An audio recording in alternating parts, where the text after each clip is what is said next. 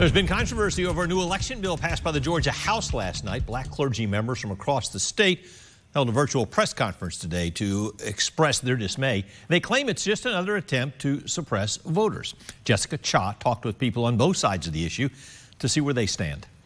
House Bill 1464 would allow the GBI to check paper ballots after an election, investigate election fraud claims, and limit counties from receiving public donations for their elections. State Representative James Burchett, one of the sponsors, says it'll improve election security and increase transparency on how ballots are handled. This is good policy. We're creating, expanding the right to vote. And the security piece, it's important to secure our elections.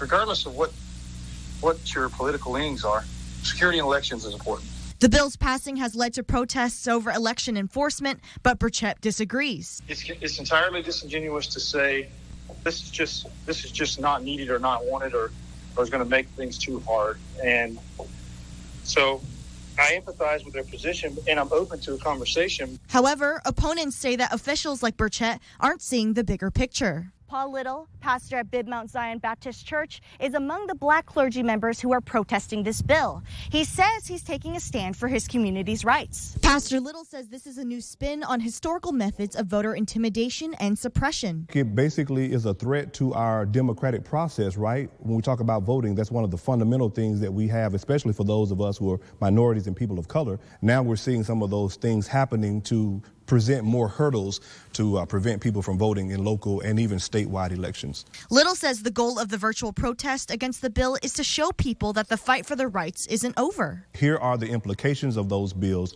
and here's how we must make the necessary adjustments to still exercise our rights to vote. Want to make sure we're clear that even though the rules have changed, we don't stop playing the game. We just switch our strategy. In Macon, Jessica Cha, 13 WMAZ News.